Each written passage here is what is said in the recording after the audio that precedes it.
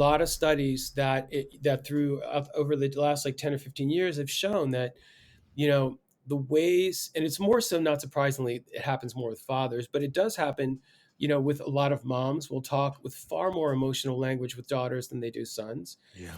And a lot of dads will, like what you were talking about, they respond much more positively when their sons are showing no, right? Like a blank kind of, continence with no emotion. Yeah. Fathers respond more positively to that. Yeah. If the son is competing and there's more of a grimace, there's more of kind of negative emotion, fathers respond to that.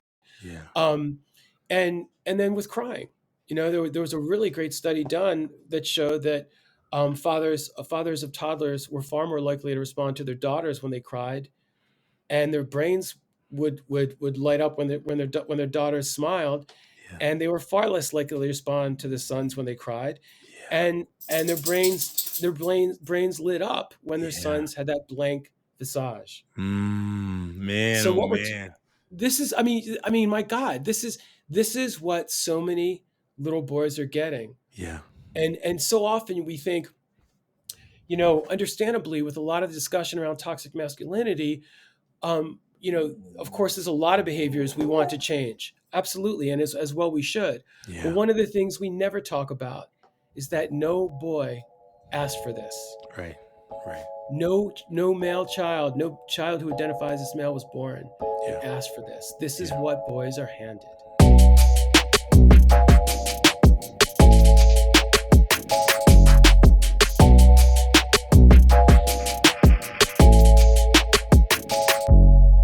Welcome to the Taking Off the Mask podcast. My name is Ashanti Branch, and I'm really glad you've joined us.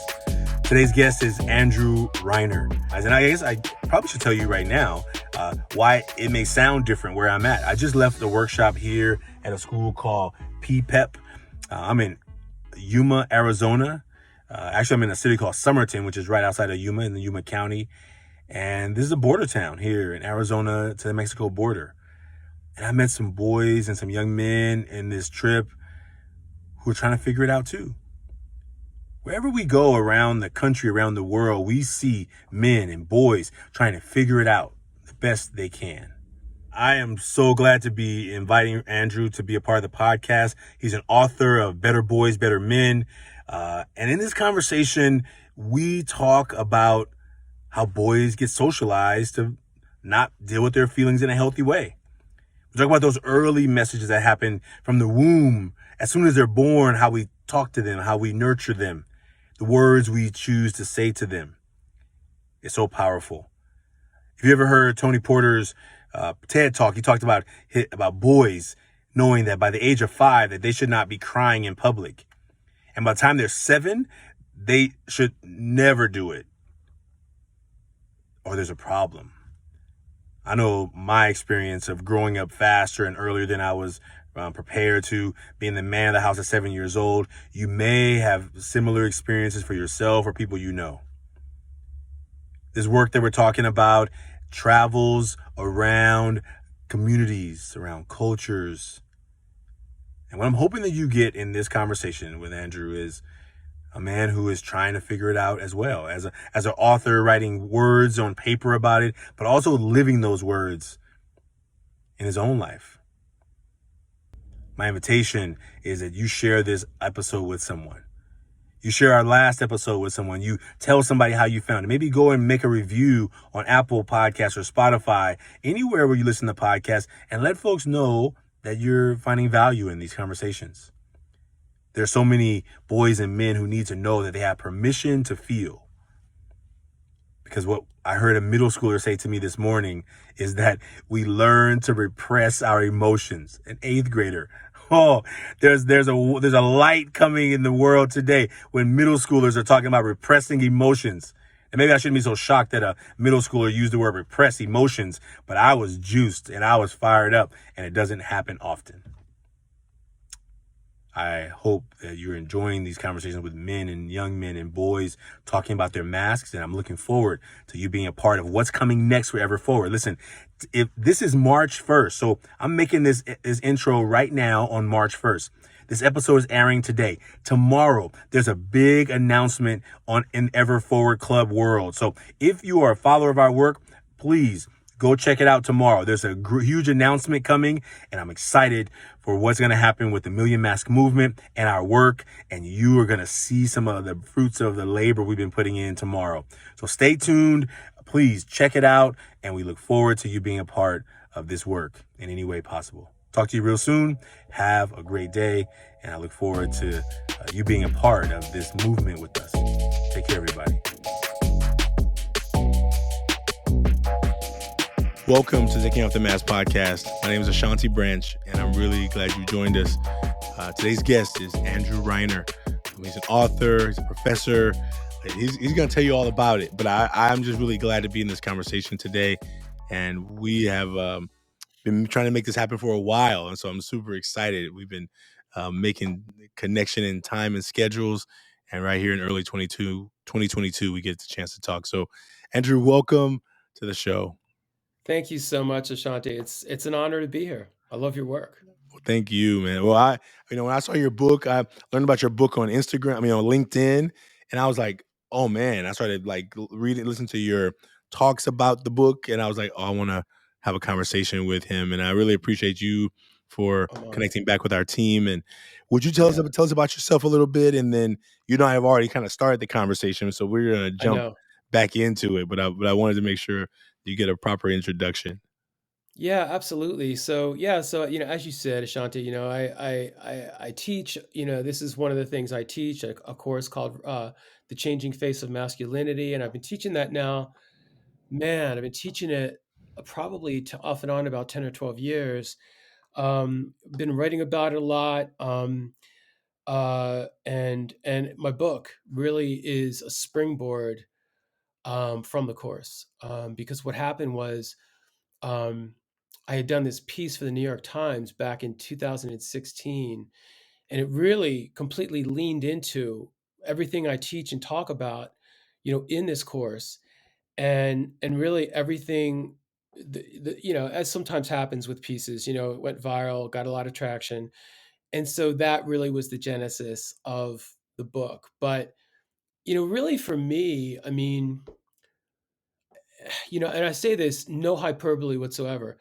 My whole life has been a pitched battle to find my way as a man with a masculinity that felt like it was the wardrobe that I needed to wear and not the one that somebody was going to tell me what I had to wear, you know? Yeah. And that in my whole life, when I looking back, when I started working on this book and when my son was born, that was a really big part of it too. When my son was born, he's now 10.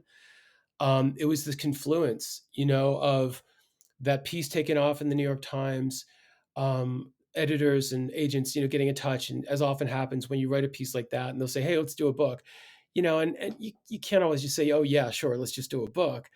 But my son, my son was a few years old at that time, and I mean, it really was this huge reckoning for me when my son was born. I had so many mixed feelings when my wife gave birth and we found out it was a boy. I had so many mixed feelings, and because, like I said, my whole life had been a pitched battle against a kind of masculinity that just never felt like the right fit for me. So, so the combination of my son being born, and that was probably the biggest impetus, and then the book, just everything just really started crystallizing. Because of those two big that big confluence of those two streams coming together. And it's just really shaped my path so much. Oh man. Well, I'm excited for us to talk about. Say the name of the book again. Say the name of it. Sure. It's called Better Boys, Better Men, Yeah. The New Masculinity That Creates Greater Courage and Emotional Resiliency. I always just Yeah. call it Better Boys, Better Men. It's a lot shorter. No, but that's it. And I think that's when I saw it. I mean, I just got really inundated with that because I think part of our work around this is how do we support better boys to become better men? Like, I think that ultimately, Exactly. in my work, I've learned that, and definitely I started off as when in this work as a teacher, I realized, Yep. I can try and talk to some older guys my age, knowing that they have all these years of really being really set in their ways, right? Yeah, Set in right. their beliefs, set in the way they see the world. Do I have energy for that, or do I want to like start where it begins, right? And even when I was Yeah, a high school teacher, you think that's starting early enough. I realized that my high school freshmen were coming in, they had already believed certain things about themselves, about the world, about how it should work. And I'm like, oh, we got to start earlier. But I'm not going to change my job to go try and. So the work of Ever Forward started in high school, then it went down to middle school, and then realizing sixth graders come in already believing certain things, and that's even right. younger, right? So I think it That's right. starts from the womb, right? The early stages of that journey of right, even comes out even before, right? Oh, I mean, Ashanti, I could easily spend an hour just talking about what you just brought up now, man. I mean, it literally does. I've got a whole chapter in the book, which is really, for my money, one of the most important. It's called How We Talk to Boys. Mm, And that's exactly right. It literally starts when they come out of the womb before they've yeah, even got their language, because they're already being talked to by their yeah, parents, that's by right. a parent or parents, and maybe even grandparents and other relatives, in ways that that they didn't ask for, and Right, in right, ways right. that they're already getting these strong messages. What they're being told, what they're not being told, Yeah. are both equally powerful in sending this message about you know the message really often boils down to: you are really not an emotional being, and we are not going to respond to you in a positive way Right. when you come at us with these strong feelings. Ooh, ooh, ooh. And it really does. So many of the messages we send boys, Yeah. ways, again, we talk to them in the ways we don't talk to them, Yeah. send a very profound message that they never see coming, which is very much that your emotions and the rest of you are two separate parts. Oh And they boy. are and we are not going to encourage you to integrate these. And Yeah. a lot of parents, Ashante, are still sending that message, and they're not even aware of it. Yeah. Yeah. I like the way you said it. Like, we're not going to respond to you positively when you display those emotions, right? Because we're going to Right. respond. We're That's gonna right. That's respond with right. shame. We're gonna Yep. respond with making you feel belittled. We're gonna Yep. respond with making you feel like you can't be identifying as the body you're in, because people in the body you in would never act like that. Like we're gonna create a structure that conforms you, right? Even with That's that, right. and I think that I mean I think you've probably seen plenty of the shows where the parent, they do a scenario with a baby and the parent just turns off the baby's laughing with the parent all of a sudden turns off the emotion, and the Yep. baby's like, what just happened here, right? Exactly. Even before there's even words, they're like, That's wait, what just right. happened to the emotion of this person? Like, okay, there's no smile, and they pick up on the cues so fast. And you imagine when they can't even understand you, if they can pick up on the cues, what happens when they know what words mean? How much they pick up on them? Exactly. That's exactly right. And that's one of the things that I really lean into in this chapter on how we talk to boys, because is that there are a lot of studies actually on this, and there are a lot of studies that through over the last like 10 or 15 years have shown that you know the ways, and it's more so, not surprisingly, it happens more with fathers, but it does happen with a lot of moms will talk with far more emotional language with daughters than they do sons. Yeah, And a lot of dads will, like what you were talking about, they respond much more positively when their sons are showing no, right, like a blank kind of continence with no emotion. yeah, Fathers respond more positively to that. yeah, If the son is competing and there's more of a grimace, there's more of kind of negative emotion, fathers respond to that. yeah, um, and then with crying, there was a really great study done that showed that fathers of toddlers were far more likely to respond to their daughters when they cried, and their brains would light up when their daughters smiled, yeah, and they were far less likely to respond to the sons when they cried, yeah, and their brains lit up when their yeah. sons had that blank visage. Man, So oh what we're man. this is, my God, this is what so many little boys are getting. Yeah. And so often we think, understandably, with a lot of discussion around toxic masculinity, of course, there's a lot of behaviors we want to change. Absolutely. And as well, we should. But Yeah. one of the things we never talk about is that no boy asked for this. Right. Right. No male child, no child who identifies as male was born and Yeah. asked for this. This is Yeah. what boys are handed. Yeah. And I imagine in your work, you said a word that I heard, and I want to say it out loud.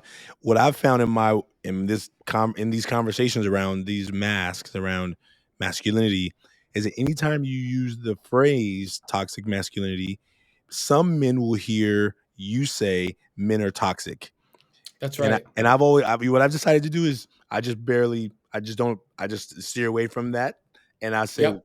well, because if you're going to lose the message in that, but ultimately the sad part is it's easy to conflate it, right? It's like, oh, you're trying to say men are toxic.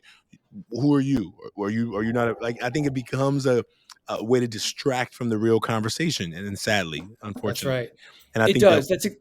I'm sorry. Go ahead, no, no, no. please. I would just say, I imagine, yeah, you're the writer, you're the author, right? So I imagine you've had plenty of people who have said, "Oh, you trying to say men are bad? You trying to say men are like right?" Because we take what the historical rules around manhood were, bring them to today, and we sometimes lose the fact that some of those behaviors we don't need to operate like that anymore. You know?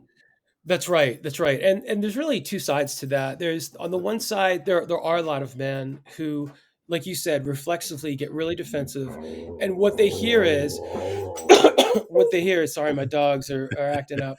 What they hear is they hear all men are toxic, and in all fairness to that conversation, even though I don't agree with that, Yeah. there also is, and I find myself kind of stepping in a lot on social media with this. There are a lot of messages that, to be honest, are coming from a lot of often younger women that where they are saying all All men. masculinity is toxic. Yeah. Yeah. And so what happens is, Yeah. then I have to sometimes step in and say, look, if you don't mind me saying, it's not productive to Yeah. kind of, and this is where a lot of these Yeah. men, we don't want to encourage them Yeah. to say, oh yeah, well, everybody's saying everything masculine is toxic. We don't want to encourage these That's guys right. That's right. to have that mindset.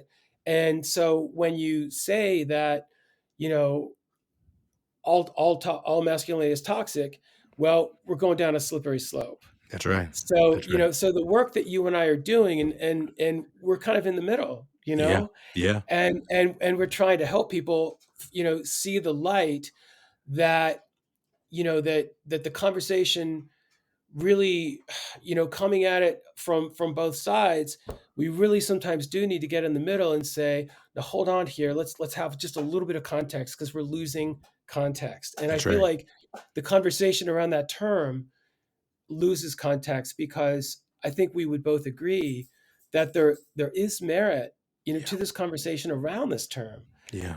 The problem is, it's not always being used with a lot of care Yeah. and with a Yeah. lot of context and a lot of compassion either. That's right. I'm with you there.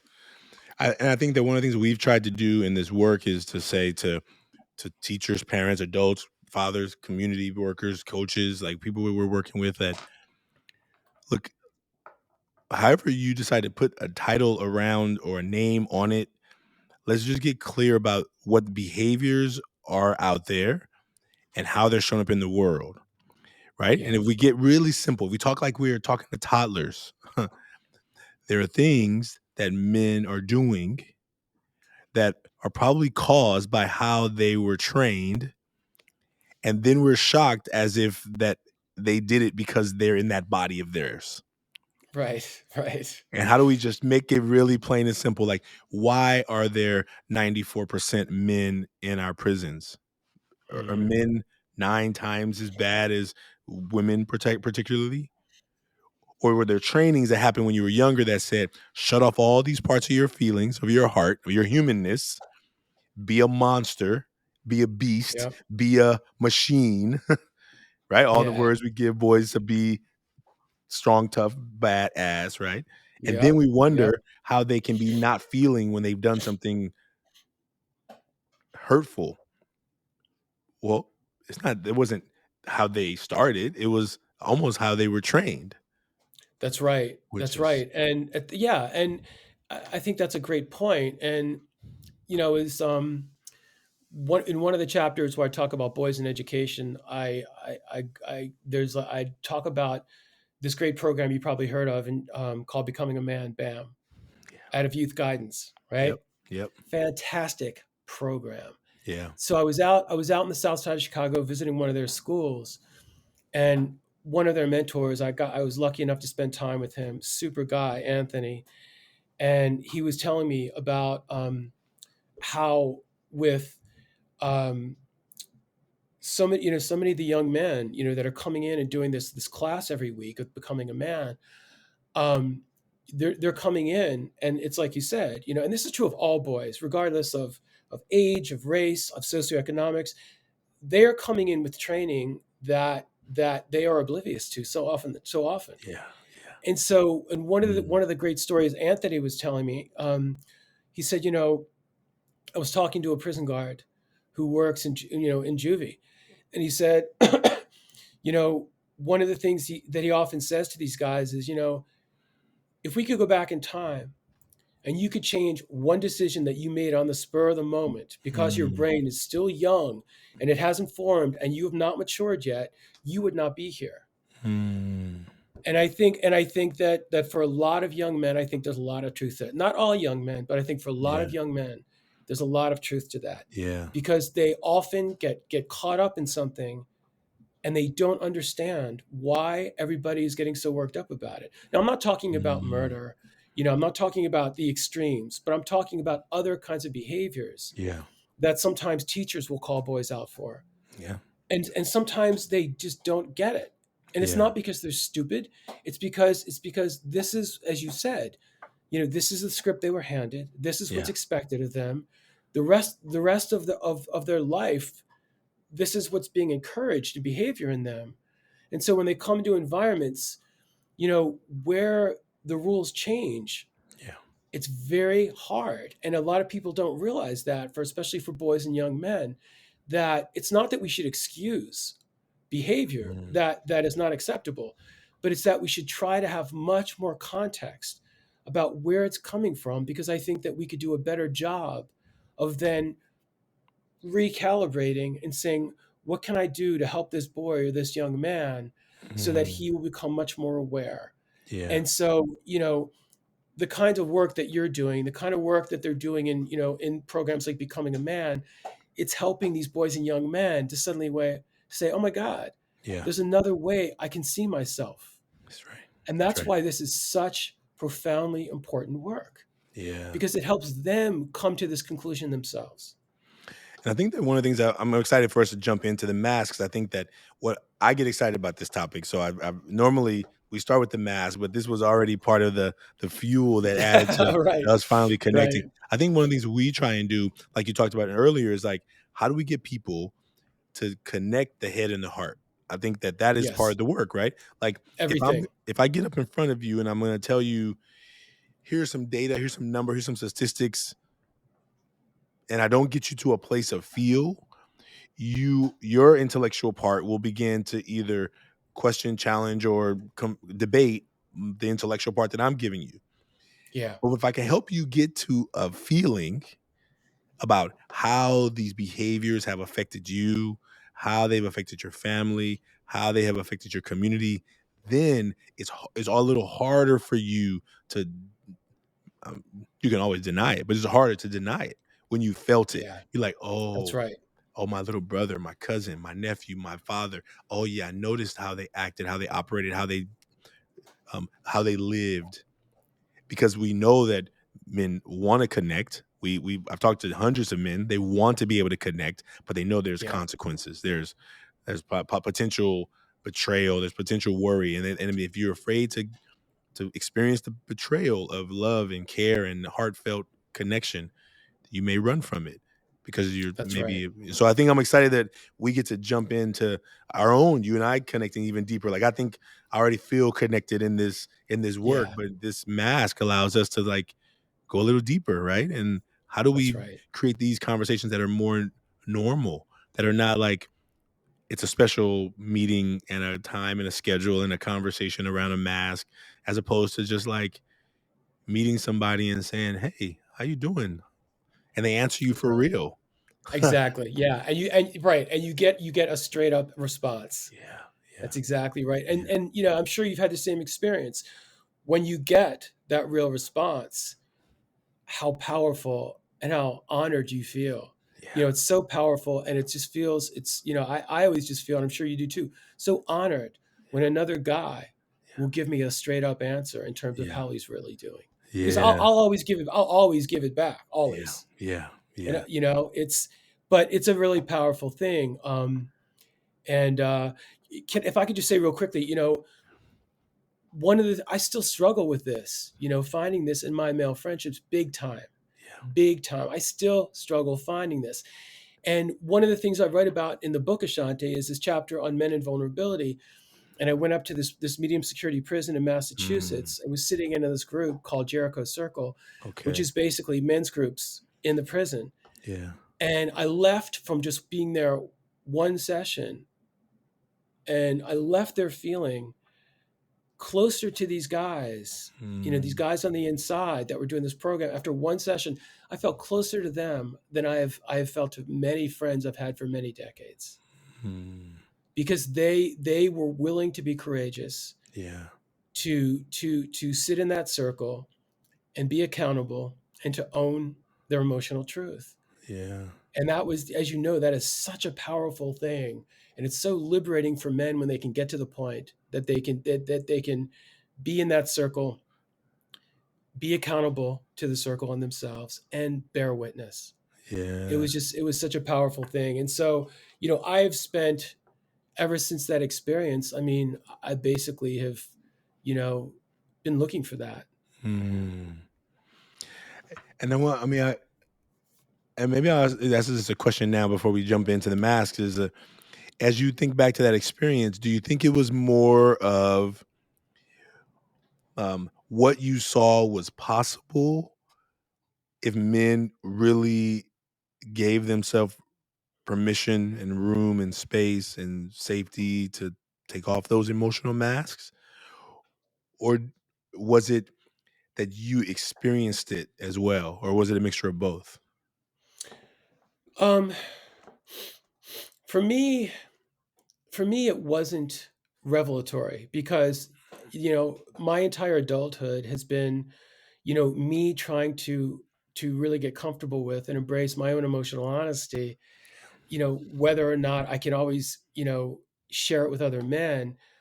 For me, I just knew that I had to liberate myself, and it Mm, really is a form of liberation for men. yeah. So for me, it wasn't so much revelatory, because I knew that sitting in the circle, that if these men were going to do that kind of work, you know, I knew that I could meet them there.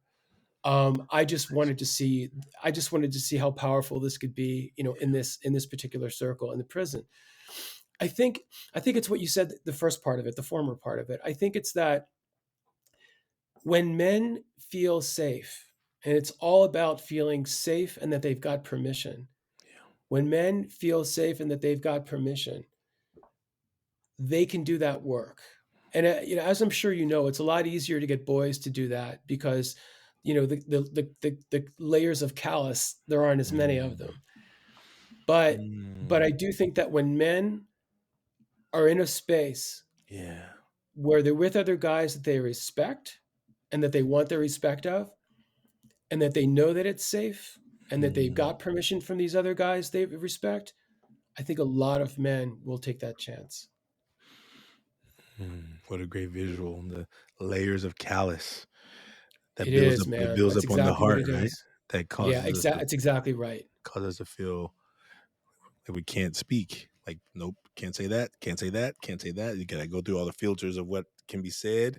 How Yep. many times you rewrite the text trying to give your friend some encouragement? You're like, okay, I can't say that. Or how many times have I written the text? Right? I'm like, oh no, I can't say that. That sounds too okay. Uh, that's gonna be taken the wrong way.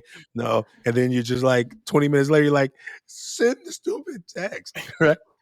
Right? Like, gosh, But okay. Well, this is, and I think that if we can create more of these, my goal with this podcast has been to help men and boys and men of all ages. Our youngest guest on the podcast was 13, right? Oh And wow, my that's great. mentor, who's in his 60s, who was also on the podcast, this idea of like, how do we make sure that all men recognize that we can do it? I think we want to do it, and to begin looking and being aware of the spaces where we can, where we can go and do that, whether it's one friend, whether it's a circle of men, whether it's a club at a middle school, BAM or Ever Forward Club. That's what we try and create for those young men, because we know that once they find it and they let go of some of that steam, that bag, they drop some of the chains that they've been carrying around like loads on them, they can see farther, they can That's right. dream bigger, and I think they feel the world is more able to be navigated through. You know? Absolutely. Yeah, absolutely. Yeah, and it's and I really do think that really that's what it boils down to is, it's we have to there isn't one right way, for all men. I mean, it's, as you know, in working, especially with boys, you got to meet them where they are. Yeah, And so when it comes to doing this kind of work, with boys, with young men, with older men, I absolutely, and I don't think I'm being, naive by saying this, from all the research I've done and so many boys and men I've talked to for the research for the book and since then, I think that excuse me, I think that they can and will do the work, but you first have to you've got to meet them where they are. yeah, And it's got to be, as you said, maybe it's one-on-one in the beginning. Maybe it's just, you know, with a group of guys that they already know, or for some guys, it's more comfortable with a complete group of strangers. yeah, But it's the important thing, I think, for a lot of men, and it's okay that they don't even realize this. yeah, It's that they just, again, they need to feel safe yeah. and they need to feel they've got permission, That's right. because when they feel that they've got the permission and they see other guys that they respect modeling this, Yeah, they will step up, or yeah. they will at least try to step up in their own time. That's right. Yeah. Man, oh man, see this. We're gonna get to these masks. I promise, folks. I promise. But I want to say this. One of the things, I've been on a men's team for 10 years, and actually now 12 years. 2010 is when I started. Time was going really fast, and I've seen many different type of first time men come, right. And one of the things Yeah. I've started thinking about when you were just saying what you said is when they finally give themselves that permission to open up. When they finally say, "Oh, wait a minute, men are talking about real stuff here." I think I've seen some men come in that first meeting. They're like, "This is amazing," and then they share, and in their own minds, they think probably I'm like a projection because sometimes they don't come back, right? And I Yeah. wonder sometimes, do people have a vulnerability hangover, right? Where they're like, "I just told those men something about me that I've never told anybody. I can't go back there again." As Yep. opposed to like, and you wonder why they don't come back. You're like, "Oh, he had a breakthrough. He felt comfortable. He opened up." And then the man doesn't show up again. And you're like, "What happened?" Like Yep. and you realize sometimes that worry or that messaging or whatever it is, who knows what it is, right?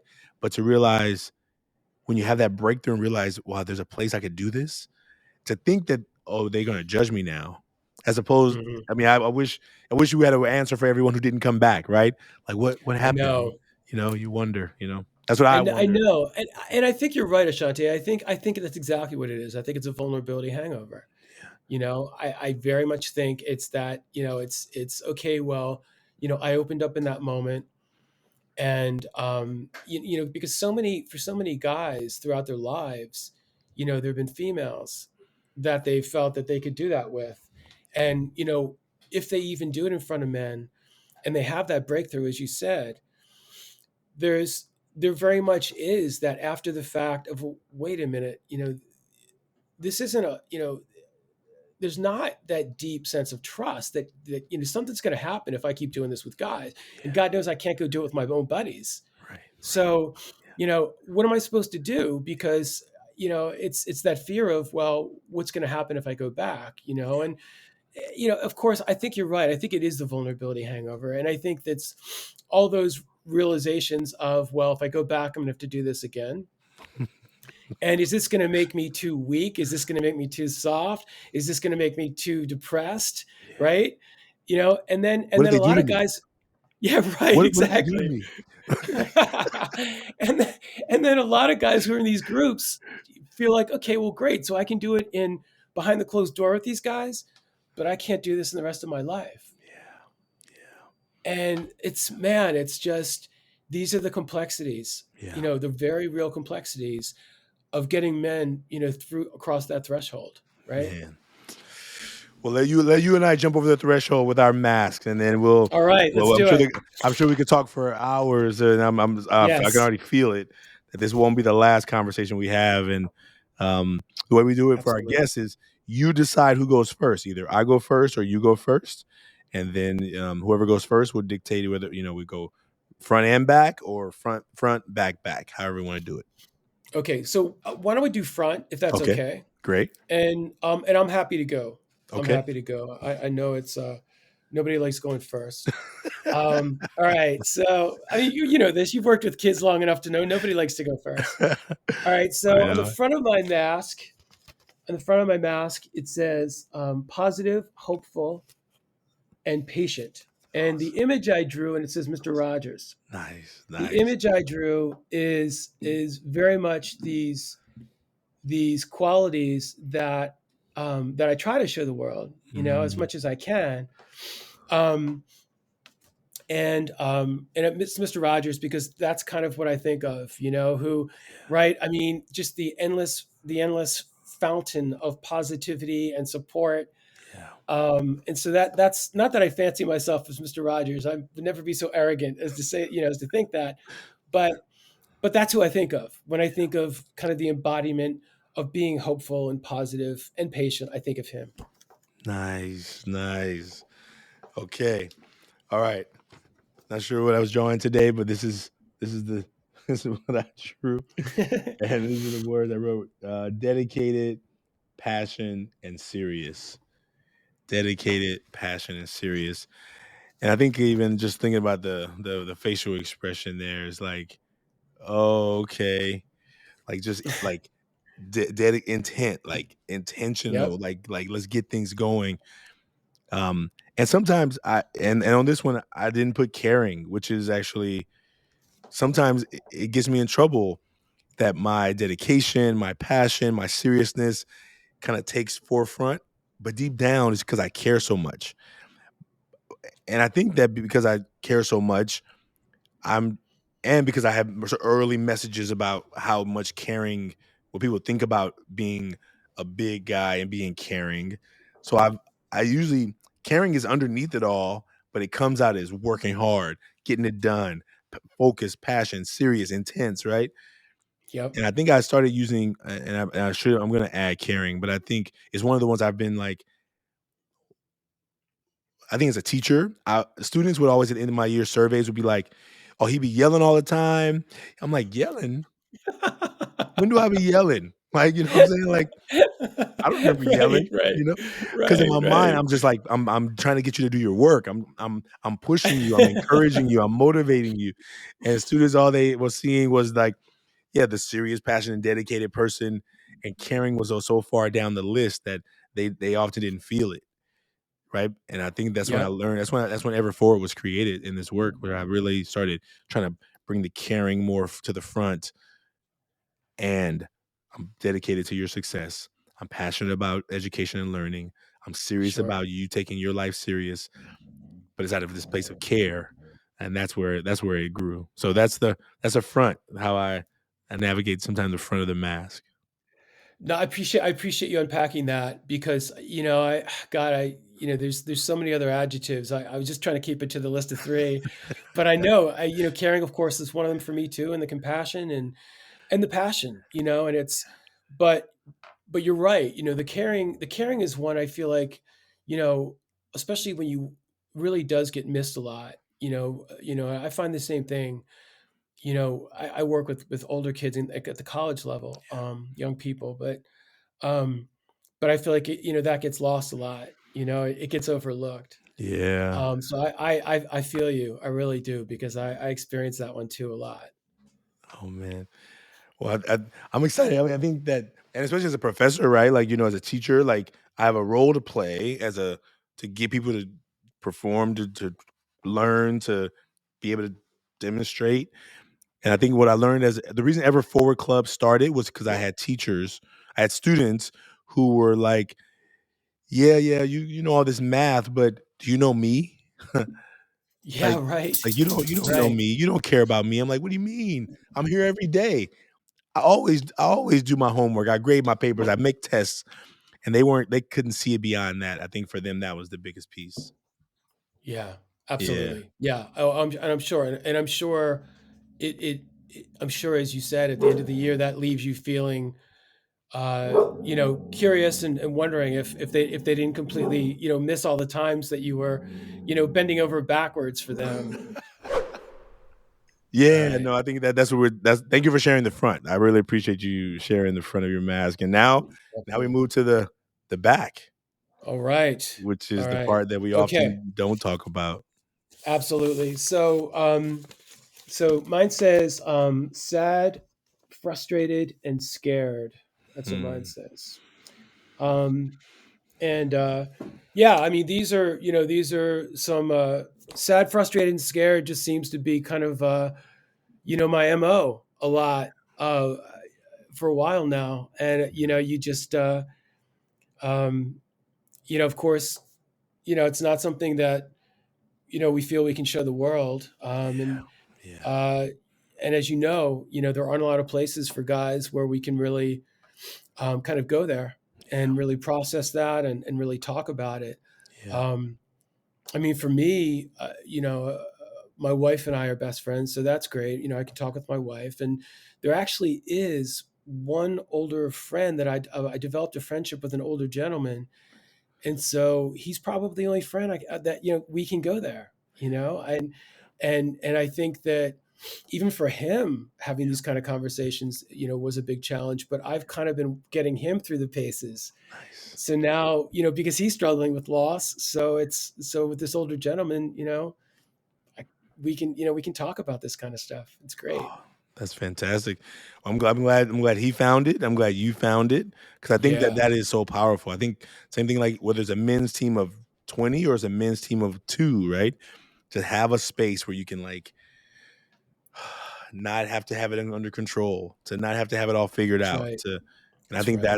I think when we created this activity, when I saw those first young men in that documentary to do it, I didn't know what to expect. I was hoping it was going to work, and when it worked, my brain was like, "What?" And it was more Yeah, like in the response to the emotions of to what they were feeling is how we've been making masks with people. And for my own self, like today, here's so thank you for sharing the back of your mask. I really appreciate those of words. course. I Yeah. I resonate with and and here's the 3 for today. I put anger, justice driven, and self-doubt. Yeah. And I think, today being, I guess if I locate today in the world, today is Monday, but it's a Martin Luther King Day. And Yep.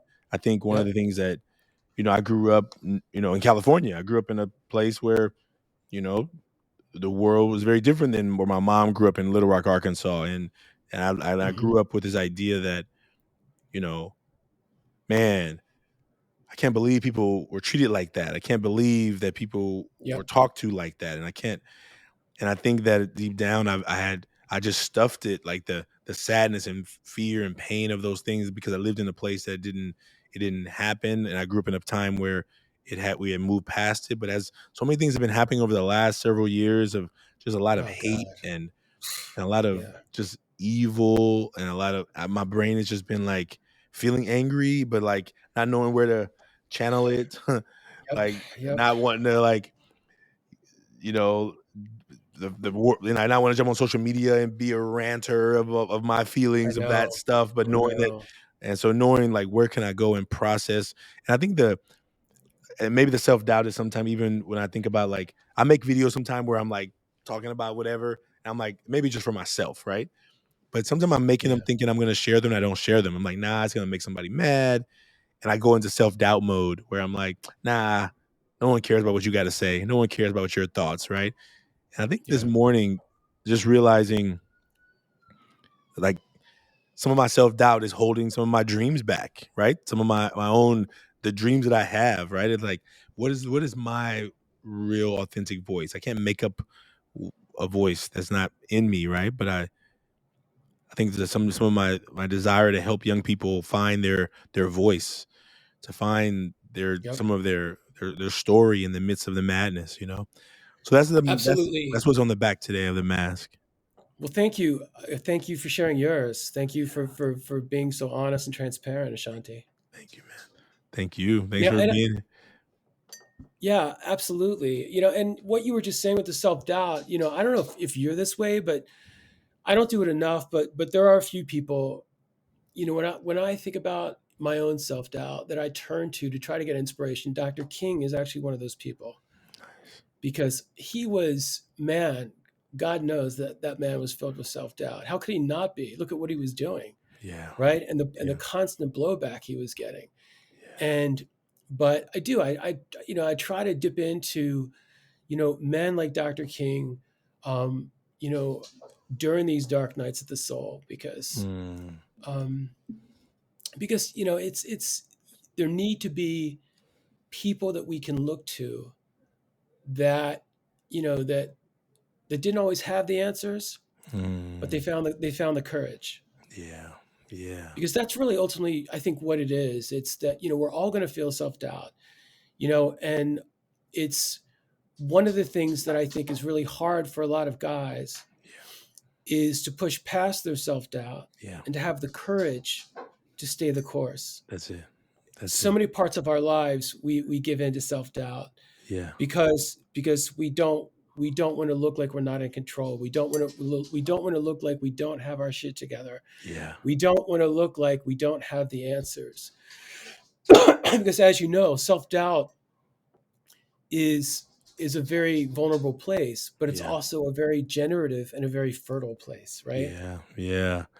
And I think those are the things that, like, as I mean, I'm always inspired by authors because I have a dream of writing a book, right? And I think, like, sometimes I wish the dream would go away because I'm not writing it. So sometimes I Right. wish the dream, like, can you please go somewhere else? But I ultimately know that it's calling me, and I think, like, I get to the computer and I'm like, okay, I'm gonna write, and I'm just like, and I've been like really pushing myself around, pushing through the self doubt, pushing. Yeah, it's gonna be hard. I think Stephen Pressfield says it's the war of art, right? Yeah, Yeah, the war with your art. Like, you're gonna have to go to war with the things that are gonna. It's gonna feel much better to paint that wall today than sit down and do that writing. But the writing is what's calling you. The painting is just a distraction, right? And I think that that's right. I just got to continue going to war with that doubt, and my own doubt. Like, why are you doubting yourself, Ashanti? Why are you? What are you afraid of? What are you? What are you running from? And that's my Yeah. personal work that I've been pushing to. So, Thank you for sharing that. no, thank you. Thank you for writing your book. I mean, you inspired me. So I appreciate you Thank for you. the work you're doing and for the work you're going to continue to do. And I invite you in your class to, like, make masks. I'll send you, we create this movement out of that documentary. So if you look here, this is it's called the Million Mask Movement. Our Yep. goal is to collect 1 million masks from around the world. And just like you and I just All made a right. mask here, every Yep. one mask adds us, getting us one step closer. And so, if it fits in, please, we'll send you cards. We'll send It you these does. cards. And whether your Yeah. kids, No, it absolutely fits in. It absolutely does. And just as a quick aside, so when I teach this course, it's usually about three-quarters young women. It's not even mostly young guys. You probably won't be surprised to hear that. But even with the young women, they've even been raised in a culture today where everything is so competitive that they don't even feel like they can be vulnerable. yeah, yeah, So even yeah, to do it with them, I think yeah, would even be would even hit pay dirt. yeah. And it's anonymous. They're anonymous. So the idea of them is to create a space where we can first just start to look at the mask, the Yeah, emotional mask, and then recognize, wow, we're not alone. Like, we're that's right. right. We all have, and the question for each is to say, well, part of our work is to, can we, if we care enough, do we find one person that we really care about and ask them if we can go there with them? Because everyone's not deserved, and everyone shouldn't know about all your masks, but maybe Right. there's one. I think we all need at least one to, like. Yeah. So Well, you know what, Absolutely. Andrew, listen, I want to thank you for making this conversation. I really appreciate. Thank you for sharing your mask with me. Thank you for the work you're doing and the work you're going to continue to do. Um, will you let folks know? Or is there any last thing that you want to tell folks? I mean, I think I want to make. I'm gonna give you a chance to like share how they can follow you and find you. But is there anything else in this topic that you want to last message you want to leave with folks? Yeah, I just, I really think that uh, I think there's really two messages. For one of the things that, and believe me, I completely understand where a lot of this frustration and anger comes from. I know a lot of women, and especially younger women are very angry, with a lot of men. Um, and that's totally, a lot of it is completely understood, and unfortunately well earned. But one of the things that, and I was saying this earlier in the conversation around the topic of toxic masculinity, I really feel like we need to have more conversations, more thoughtful, respectful conversations around topics like this, and have women involved in them, Yeah, because I feel like there's a lot of kind of just gross labeling going on, that that is, with a lot of boys and young men especially, feel that they can't really speak up because they really don't have the mic for it, and they'll get mm, they'll get flamed on social media if they try to speak up. yeah, And I feel like there's a lot of things that a lot of boys and young men have questions about that they would like to talk about around this topic.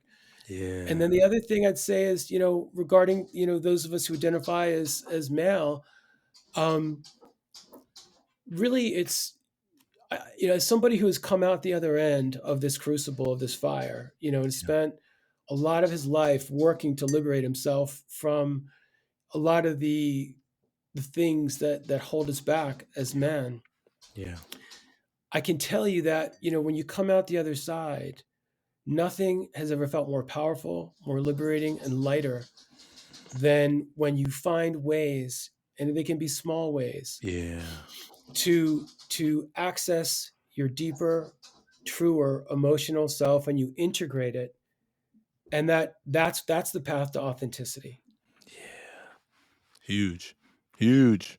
Yeah, and I think that's um, you just gave me an idea that I'm gonna work on. I think one of the things that Good. I've been talking to one of our colleagues about is, these conversations on this podcast have been with men, but I think that there's something to be said where about having conversation with women around these masks as well, and maybe even I have a colleague who I think will be great for and beginning those conversations with women. She is yeah. So you give me an idea that we're gonna even Good. thinking about this year, 2022, is how we begin to grow this movement, and our vision is to hit a million this year in 2022. So with Excellent. you talking to your students and those women in those classes and finding more men who are willing to have these conversations, who don't run from them, who don't see the name of the class in the syllabus and like, nah, I'm not going in there, right?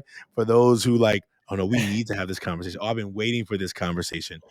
Like, I got Yeah. something to offer this conversation. Yep. I'm Yep. excited, and if ever that I can offer words in that conversation, please let me know. Yeah, and please, same for me. Please let me know as well, and I absolutely will. Right on. Well, folks, thank Yeah, you man. so much for being a part of this taking off the mask experience. Another two Yeah. men coming together to recognize there's more to us than we would ever know just by looking at each other. And oftentimes we make judgment with our eyes and we miss it. So I want to thank Yeah. you for being here. Thank you for taking off your mask with me, Andrew. And please tell folks how they can follow you, find you, where they can find your book, like where are the best places for people to find you in the world. Sure, absolutely. Thanks, Ashante. So, for the book, for Better Boys, Better Men, I mean, the easiest place, of course, is just on Amazon.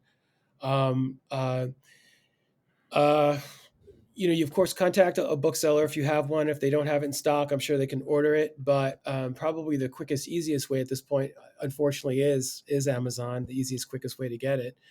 You can find me.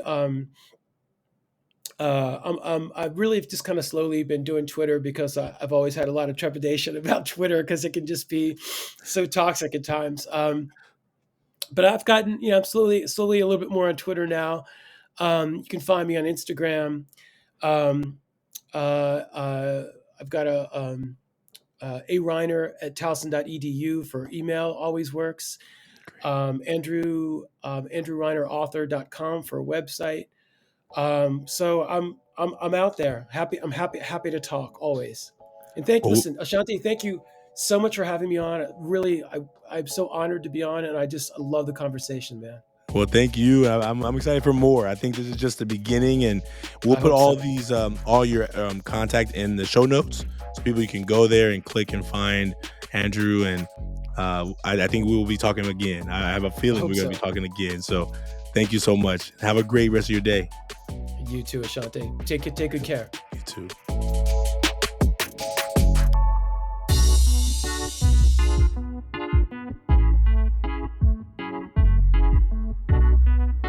Taking Off the Mask podcast is produced by Ryan Louie.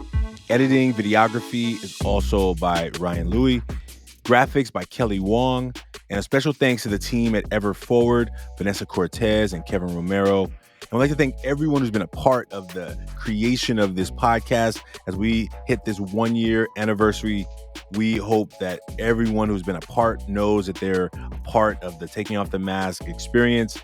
And we look forward to you being a part of it as well. If you liked what you heard today, please like, subscribe, and share. And we look forward to us continuing to offer conversations that matter. Take care. See you soon.